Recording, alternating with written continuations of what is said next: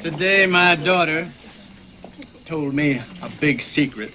Daddy. Nah, don't worry, honey. I'm not going to tell him you're pregnant. I'm just going to tell him. Remember that movie filled with beauty salon gossip, big hair, and a wedding where everything was pink on pink? That was Steel Magnolias, the 1989 classic about a close-knit group of Southern women who gather at Truvy's beauty shop in small-town Louisiana. At the center is Shelby, played by Julia Roberts, a young woman with type 1 diabetes who is determined to become a mother despite serious risks, while her mother, played by Sally Field, tries to hold everything together. With Dolly Parton, Shirley MacLaine, Olympia Dukakis, and Daryl Hannah rounding out the cast, it's heartfelt, funny, and unforgettable. Today, we're counting down 13 facts about Steel Magnolias you probably didn't know. 13. The director made the set a nightmare. Behind all the Southern charm was a director who made the set anything but sweet. Herbert Ross was known for being intense,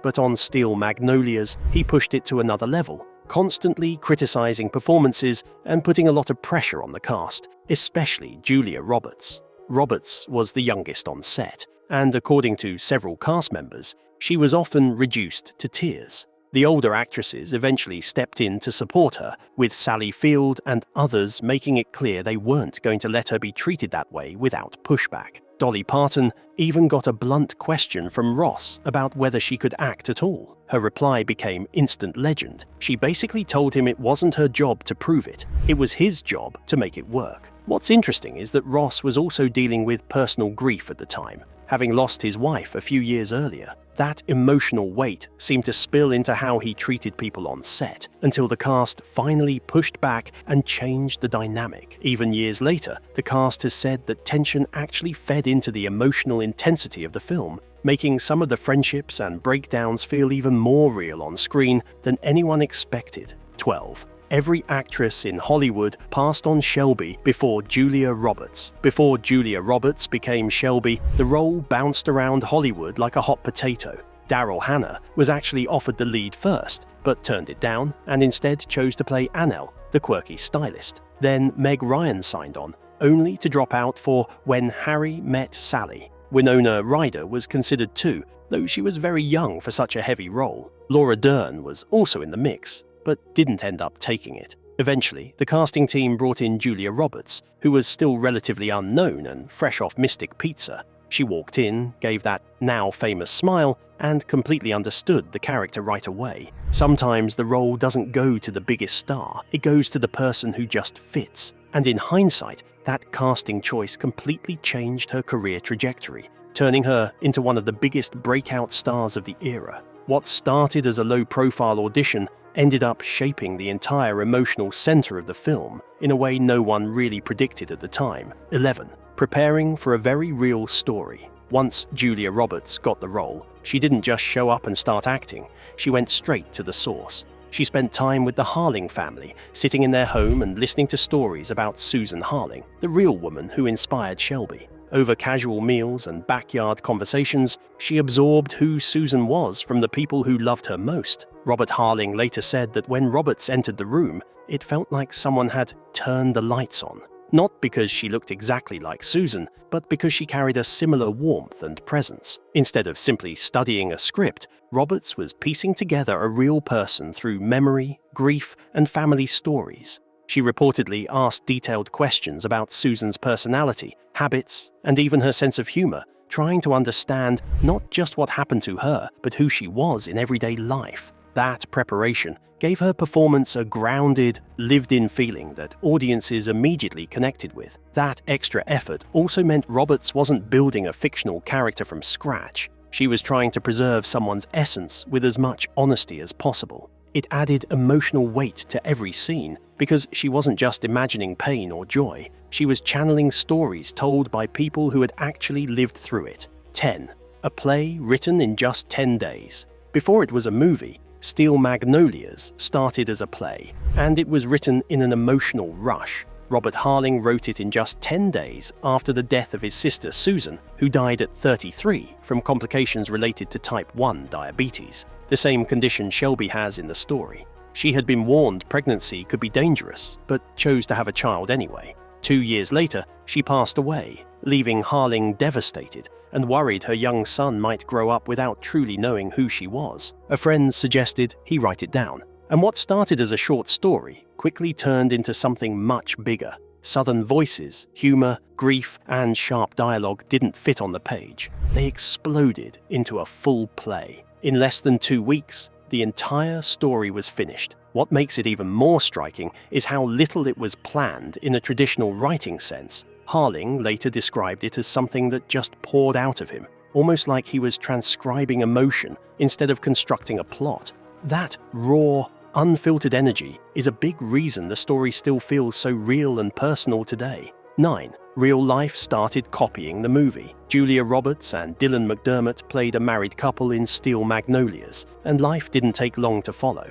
During filming, the two grew close while playing Shelby and her husband. By the time production wrapped in 1989, they were engaged in real life. It was a classic case of on-screen romance bleeding into reality. Spending months acting like a couple in a small emotional story made the connection feel real, at least for a while. But the relationship didn't last long. By 1990, the engagement was over, and Roberts had moved on after meeting Kiefer Sutherland on the set of Flatliners. It was a brief Hollywood chapter, intense, fast, and very much tied to the world they were filming in. What makes it even more interesting is how quickly things shifted once the cameras stopped rolling. The emotional environment that helped create the chemistry also disappeared just as fast, showing how easily film sets can blur the line between performance and real life, but only for a moment. That's pretty much the pattern with a lot of on-set relationships. They burn bright because everything around them is heightened. Long days, emotional scenes, and constant proximity. But once production ends, the structure holding that intensity together disappears. In this case, what felt like a real-life continuation of the story ended up being more like an echo of it, fading as quickly as it formed. 8. Bette Davis nearly cast the whole movie over tea. Bette Davis saw Steel Magnolias on stage in New York and immediately decided she wanted the role of Weezer. Instead of going through agents or formal channels, she just picked up the phone and called Robert Harling herself, inviting him to tea like they were old friends catching up. Harling showed up thinking someone had to be messing with him, until he walked into a hotel room and found Bette Davis sitting there with a teacup, already talking like the role was basically hers. And she didn't stop there. She casually started casting the entire movie on the spot, suggesting names like Katharine Hepburn for Claire and Elizabeth Taylor for Truvy, basically assembling a dream cast, while Harling just tried to keep up. As he left, Davis gave him a very polite but very firm warning. He could ignore her suggestions if he wanted, but she'd remember it, and so would everyone else, she told. Producers ultimately passed, saying she was too frail for the physical demands. Davis passed away in 1989, the same year the film was released. In the end, Shirley MacLaine got the role and brought a sharp, fiery energy that fit perfectly. Basically, the kind of presence Davis would have delivered herself. 7. Sally Field nailed the breakdown in one take. Sally Field's emotional breakdown in the cemetery scene was so intense, they didn't even try for a second take. Even though the funeral sequence was planned with multiple angles and setups, that specific performance was captured all at once. Field prepared by literally exhausting her voice, screaming into pillows and pushing herself until she could barely speak. She wanted it raw, messy, and completely real. When filming started, director Herbert Ross just let her go. No interruptions, no resets, just her, moving through every stage of grief in one continuous run. The result was so heavy that when she finished, the entire crew just stood there in silence, not really sure what they had just witnessed. It's one of those rare moments where the performance feels less like acting and more like real grief happening in front of the camera. What also makes that moment stand out is how unusual it is for a big production to abandon control like that. Most scenes are broken into pieces, carefully managed and repeated until everything lines up technically. But here, emotion took priority over structure. Field's performance didn't just carry the scene, basically defined it, setting the tone for how audiences remember that entire sequence. Even years later, people don't recall camera angles or edits. They remember the feeling of watching something deeply human unfold in real time, almost too honest to look away from. 6. Dolly Parton and Daryl Hannah went to hair school. Before filming even started, the cast had to learn how to actually do salon work because Herbert Ross wanted everything to look authentic. That meant real training, cutting, styling, teasing, spraying, the whole thing. Dolly Parton, who has basically kept the same iconic hairstyle since forever, suddenly had to learn professional hair techniques for other people. Daryl Hannah was in the same boat, both of them trying to figure out salon skills they'd probably never use again. The opening wedding scene especially required them to work on Julia Roberts' hair while acting at the same time, which is way harder than it sounds. One wrong move and you've ruined the shot, and possibly someone's bangs. After weeks of training though, it actually worked. The salon scenes feel so natural in the movie that you'd never guess the cast had to go through crash course cosmetology boot camp just to pull it off. What's funny is that this kind of preparation isn't usually talked about when people remember the film. Audiences focus on the dialogue and the emotion, not the fact that the actors were basically doing live hairstyling under pressure.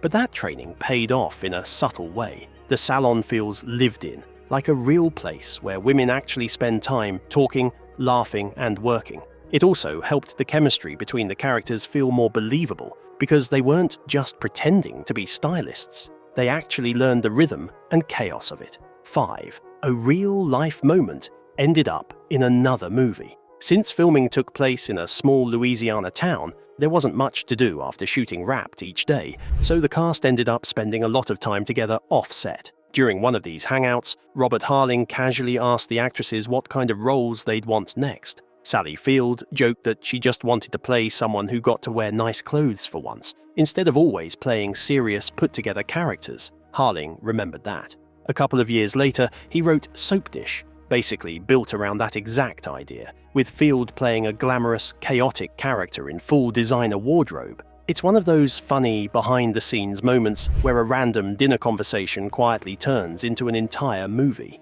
What's even more interesting is how natural it was for Harling to turn everyday cast conversations into material. He was constantly listening. A casual complaint, a joke, or even a throwaway wish would later become part of a script. It shows how closely real life and storytelling were blending on set, almost without anyone realizing it at the time. 4. The writer ended up officiating his own story. Robert Harling didn't just write Steel Magnolias, he also ended up in it. Director Herbert Ross asked him to play the minister who officiates both Shelby's wedding and her funeral. Harling wasn't an actor at all, and he was already emotionally drained from writing a story based on his sister's life, but he still stepped into the role. So in the film, he's the one who marries Shelby at the beginning and later says goodbye to her at the end. In a way, he bookends her entire story himself, from joy to heartbreak, while standing inside a version of his real family tragedy. It made the whole experience even heavier, because he wasn't just telling the story anymore. He was physically part of it. What makes it even more striking is how personal that responsibility became on set. He wasn't just reading lines as a character, he was essentially reliving key emotional milestones of his sister's life through fiction. Every scene he appeared in carried an extra layer of meaning, because he was both the storyteller and someone directly tied to the story itself. 3. The Lifetime remake found a whole new audience. In 2012, Steel Magnolias got a Lifetime remake, 23 years after the original, and it turned out to be a surprise ratings hit. This version came with a fully black cast, and it was stacked with talent. Queen Latifah played Malin, Jill Scott was Truvy, Alfre Woodard took on Weezer, Felicia Rashad played Claire, Adepero Oduye was Anel, and Condola Rashad played Shelby. Basically, it was a powerhouse lineup for a TV movie. The story stayed mostly the same, just updated for modern times with things like smartphones and even references to Michelle Obama, but the heart of it didn't change. Queen Latifah also produced the film, so she was involved both in front of and behind the camera. When it premiered in 2012, it pulled in around 6 to 7 million viewers, making it one of Lifetime's biggest hits in years. Critics compared it to the 1989 original, as expected, but many praised the performances, especially Alfre Woodard and Felicia Rashad, and agreed the story still worked because the themes are universal. Turns out, grief, friendship, and Southern salon gossip don't really expire. They just need the right cast to bring them back to life. What's interesting is how the remake didn't try to replace the original, but rather reframe it through a different cultural lens. That shift gave the story new energy without changing its emotional core. It also introduced the material to audiences who might never have watched the 1989 version, proving how adaptable the story really is. At its heart, it's still about women holding each other up through grief, laughter, and everyday life, no matter the era, setting, or cast. 2. The hospital scene used the real medical staff. This one is honestly one of the most intense production choices in the whole film. For the hospital scenes, director Herbert Ross wanted everything to feel as real as possible. So instead of just hiring actors and faking it, he actually brought in the real medical staff who had cared for Susan Harling Robinson during her final days. And yes, that even included the nurse who had turned off her life support, playing herself, doing it again on screen. That means people were literally recreating one of the most traumatic moments of their lives just because someone called action. Robert Harling later said it added real gravity to the scene, which is probably an understatement. There's authentic acting, and then there's reliving actual grief in front of a camera crew. At one point, Harling's mother was even watching from behind the monitors, seeing a version of her daughter's final moments recreated in real time. The machines, the sounds, the movements. It was all as close to reality as it gets. It created an emotional realism that couldn't be faked, but it also made the line between memory and performance completely disappear. 1. The real Shelby's mother watched it all happen. For the final scene, where Shelby is taken off life support, Robert Harling tried to convince his mother not to come to set. He knew it would be too painful watching it recreated, but she came anyway. She sat quietly through the entire shoot, watching Julia Roberts lie there as Shelby, surrounded by machines and medical staff. No interruptions, no emotional reaction, just watching. After it was over, Robert finally asked her why she did it. Her answer was simple. She wanted to see Julia get up and walk away, because in real life, she never got that moment. Her daughter didn't stand up. She didn't recover. There was no after. But on that set, for just a few seconds, she could watch Shelby die, and then watch her come back to life when someone called cut. Hollywood didn't fix anything, but for a brief moment, it gave her something real life never could. What makes this moment even more powerful is how it quietly shows the difference between storytelling and reality. A film set can recreate almost anything, rooms, machines, even the exact timing of loss, but it can't change what actually happened. Still, for someone grieving, seeing a different outcome play out, even artificially, can hit in a way logic can't fully explain. It's not about believing the movie was real, it's about watching a version of events where, for a few seconds, the ending feels slightly less final. And in a story built on grief, that small illusion becomes unexpectedly heavy, almost like emotional closure borrowed for a moment before reality returns. And that's the story. 13 weird and emotional facts about Steel Magnolias. Which one surprised you the most? Drop it in the comments. And if you enjoyed this kind of deep dive, don't forget to like and subscribe. We post more retro movie and TV stories every week.